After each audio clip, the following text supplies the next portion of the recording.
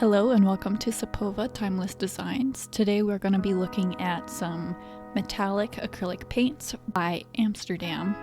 This is part of their standard series. The paints that I'm going to be using include 3 metallic paints, which are pearl white, pearl yellow, and pearl red. All of them appear white when you squeeze them out onto your palette and in the tube itself. The other color that came with this set was just oxide black. All of these tubes are 7 fluid ounces, so they're very small, but you don't need a lot of paint. As you can see in this beginning clip here, I am using their Stonehenge Aqua cold press black navy paper, which can be used for watercolor, acrylic, oil, all those sorts of different things. One thing I did notice with this paint is that it can be transparent, although on this black paper specifically, it shows up really, really nice. The thing that I was immediately struck by was how it immediately turns the color that it says once you put it on the paper. So like this red that I was using was white when it came out of the tube, but then as soon as I touch it to this black paper, it turns into this really, really pretty pearl red. And that was kind of the same thing for all of the pearl colors. I have used some metallic paints before in acrylic, and the thing with them is that they are very, very transparent, and so they don't always show up very good. I have not tested this myself, but somebody else who also received this same kit had said that they don't work very well on white paper, and I believe them. I have not tried it myself, but again, these are just kind of transparent, and so they do show up better on darker colors. And also, if you have a very smooth surface that you're working on, they tend to show up extremely transparent as well. So this is the pearl yellow. It looks more gold than anything, but it's still a very pretty color. A little bit about this series is that I recently joined a art community called Sketchbox, and they send you new products every month. This month's theme was metallic paints, and the theme was birds, so we'll get into that in a little bit, but for right now, I really like to create a palette and test out all of the colors first and my other equipment so that I know what I'm working with when I go to create a project. So this next one that I'm painting on this swatch sheet is the pearl white and pearl red mixed together, and it makes kind of a pretty like light pink. It does look a little bit more red than pink, but it's very light in color. Obviously you could darken it if you wanted to, just depending on how much red or how much white you mix into it. The next one that I'm mixing here is pearl white and pearl yellow, which ends up being more of a white that has like a goldish tint to it.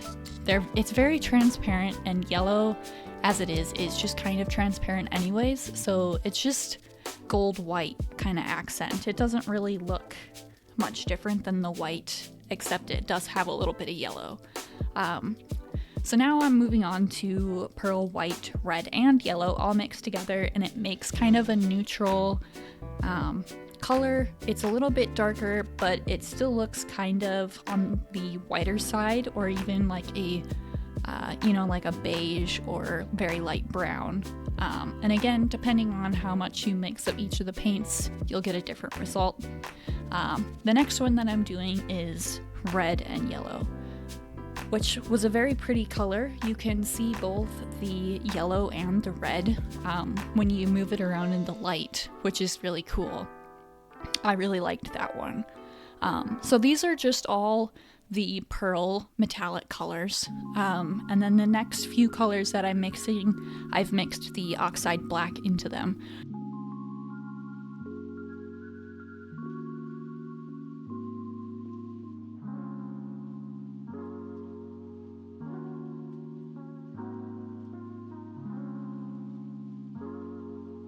So the one I'm doing right now is the white and the oxide black, which makes a very pretty gray. It kind of reminds me of like a rock that has like sparkles and stuff in it. So I really liked that one. The next one that I did was red and black, which was more like a really dark rose color. And again, if you mix in small amounts of this stuff, you'll get a whole slew of different colors. So I basically just kind of did equal parts for these. With the white one, I did add just barely any black, just because white and black, if you add a lot of black, it's gonna basically be black. But anyways, so this next one was red, white, and black. So it's very similar to the white and red, but it's a little bit more toned down. The next one is yellow and black, which makes kind of a pretty gold color. It's darker. And then the last one was yellow, red, and black. So again, it's basically the same as red and yellow, but it's toned down. And the toned down colors can be very pretty when you use them. So this is the finished swatch sheet that I will be using, and after I had them dry, I did go through and kind of label what I had mixed, as you can see here on this screen. So now I used a white charcoal pencil. I don't remember where I got it, but you can see it there kind of in the top right of the screen. But I used that to sketch out my crow on this black paper. And then once I did that, then I just kind of went in and started painting the colors that I wanted for the crow. It's very interesting. I didn't really know what colors I wanted to use where, since I kind of have a small amount of color to work with. But crows are typically black in color, although they do have like a translucent or like pearlescent colors when you can see them when they glimmer in the sun. So that is something that I was trying to show while I was painting. So the majority of this painting is very much so darker in color, but I did use all four colors to create this painting.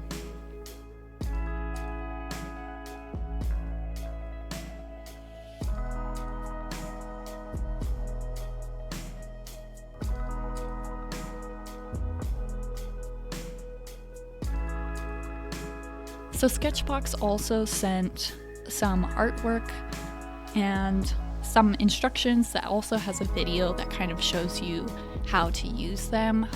The video, basically, they make a swatch sheet as well, and then they do some really basic paintings with the metallics just to kind of, it's basically just a demonstration on how to use them.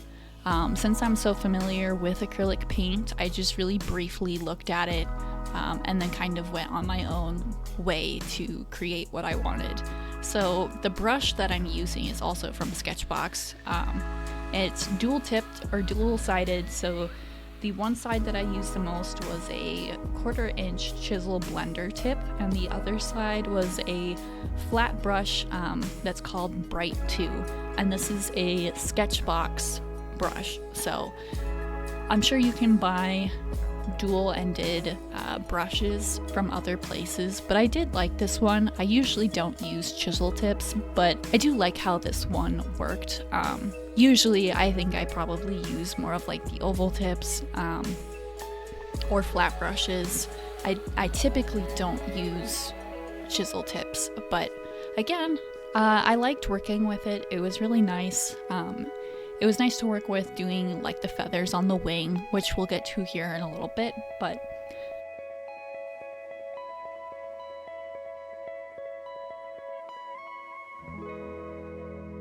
the other nice thing about these metallic paints is that you can layer them fairly well. I did start with a lot of the lighter colors first, just so I could work up from something, and also I did not know really how I wanted to do this. So again, I kind of just started with a basic under layer of paint. Like I painted one whole section a color and then kind of worked my way up from there. So as you can see on the wing, I started with the pearl red, and I believe I used black and maybe some yellow. I used that as the first part, and then eventually I added some layers using some black mixed in with some of the other colors to create the texture and wings so that you can tell.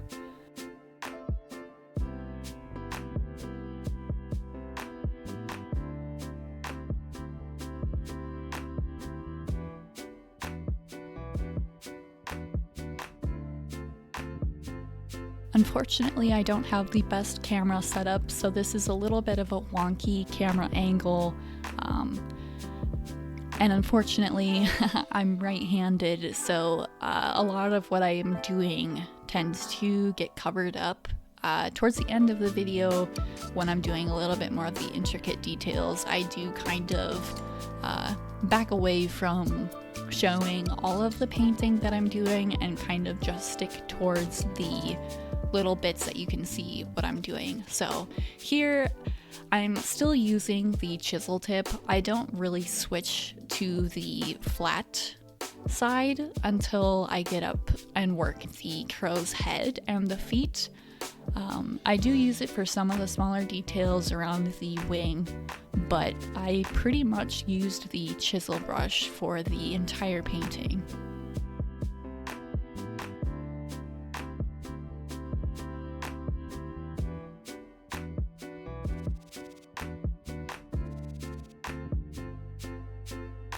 And again, this black Stonehenge aqua cold press paper was really amazing to work with.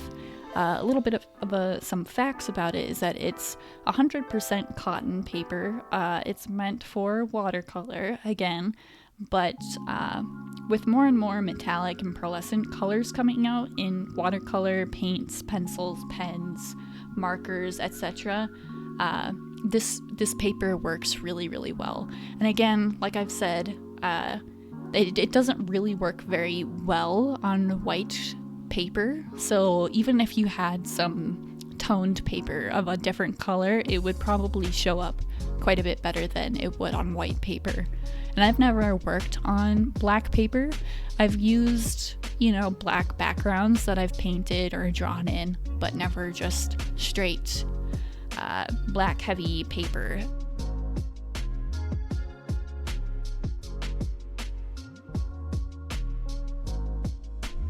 I chose to do a crow because for whatever reason I really like them.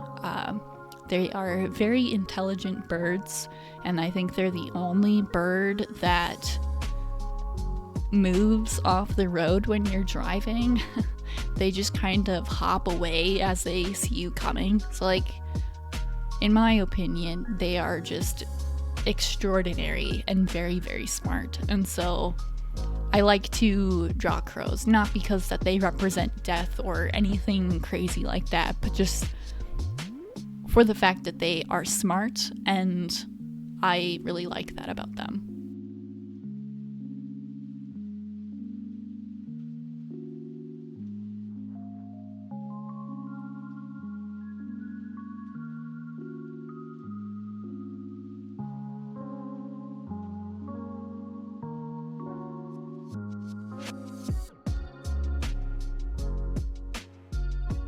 Another thing I would recommend with these metallic colors is every once in a while you're painting, it's good to take the paper and lift it up and kind of angle it and look at it, just so you can kind of see what the colors are doing, which I did do a couple times, but I didn't show it in the video.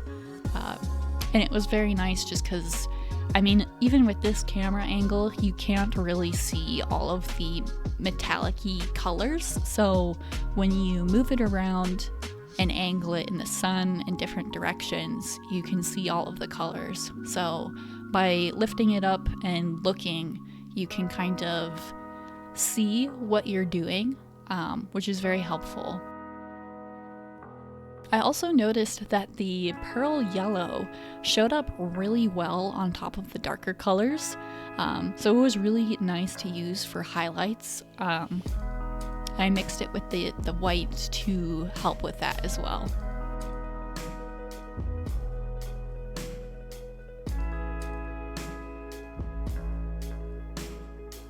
You can see on the swatch sheet on the right side that I used some of the oxide black on the pearl white swatch just to kind of see how it looks on top. And so with that being said, I did go around the bird a couple times in different spots where I kind of went over where I wanted the paint to go, and I just used some of that oxide black to clean it up. And you couldn't really tell, and you couldn't really see it on the black of the paper, which was really nice.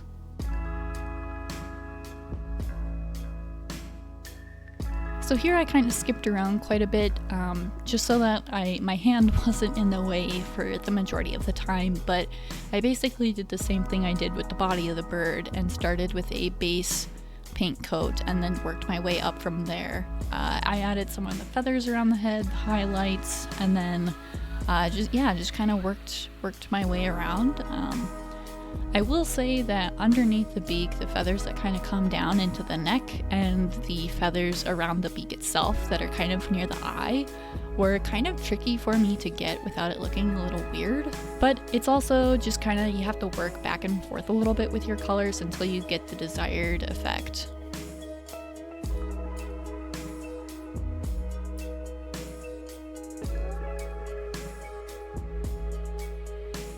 So here I'm just using the pearl white and pearl yellow to create the beak.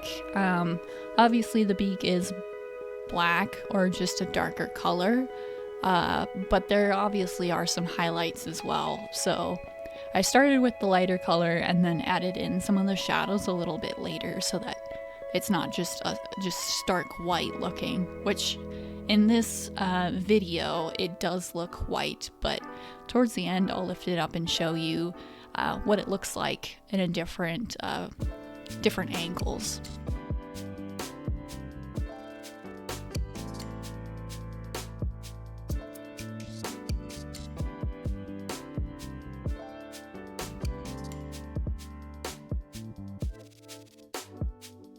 I'm not paid or sponsored by Sketchbox, but I will vouch for them. I was looking for a way to try new materials and new mediums without having to go and spend a bunch of money on random products that I may not even use in stores. So I discovered Sketchbox. They have a couple different subscription options. They have like a very, very basic box where you just get kind of like minimal supplies. There's the basic box and the premium box. I opted for the basic box just because I don't need the most premium stuff, especially since I'm just trying new products and new mediums. So this is really nice. I've gotten 3 boxes so far. The last box for last month was colored pencils, and I really enjoyed them. There was only 5 colors, 6 colors, and it came with a white Faber-Castell pen. And I've been using those and I really like them. So I will say I do have a storefront page on Sketchbox where I can save my favorite items and you can see them as well. And if it's something that you're interested in or you want to try a specific product that you see me using, you can go there. And if you go on my storefront page, you can get 10% off. But again, if you're just wanting to try new products or try something without having to spend a bunch of money, I think that this is a really good option. especially if you don't necessarily know what it is that you're looking for or want to try.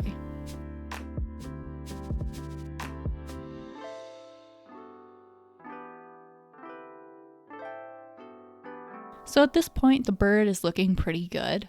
I don't actually finish the eye in this video. I went in afterwards and darkened it and added some highlights so it doesn't just look like a white gold eyeball just there. And the other thing that I didn't necessarily like was that I went in stupidly after I was done with the bird and kind of like the ground where he's standing on, and then I painted the entire background gold, which I really didn't like. I think it would have looked much better with just the ground and the black background. I think doing the entire thing was a little bit too much, but it's a learning experience, so that's okay. So like I said, here I'm using the small flat brush for all of these really small details and areas.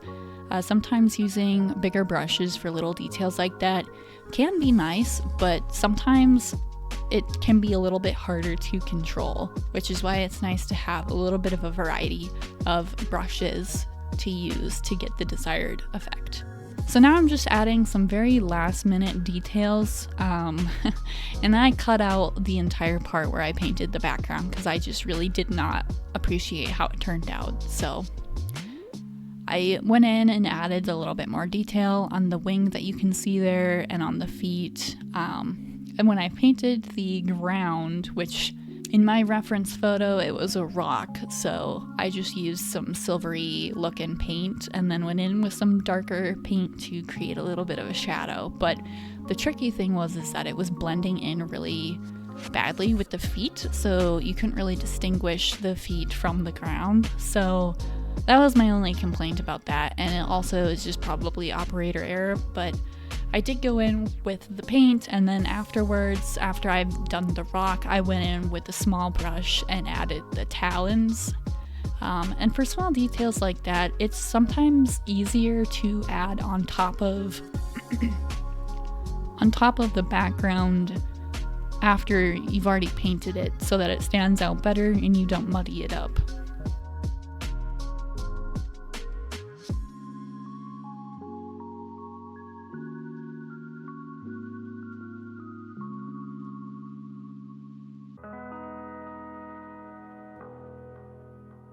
I think that the best part of this experience was trying all of these pearl colors and seeing how they work on this paper. Because like I said, they are all white looking in the tube with just a hint of whatever color they are. And then even once you put it onto your palette, it still looks white. And then as soon as you touch it to the paper, it changes, which is just very cool.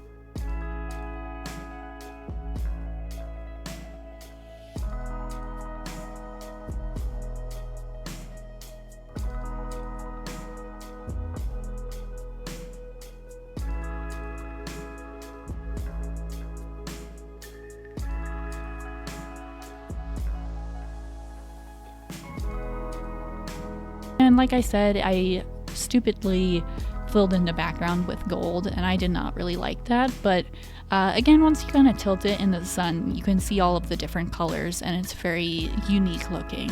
I would highly recommend trying these out and let me know what you think.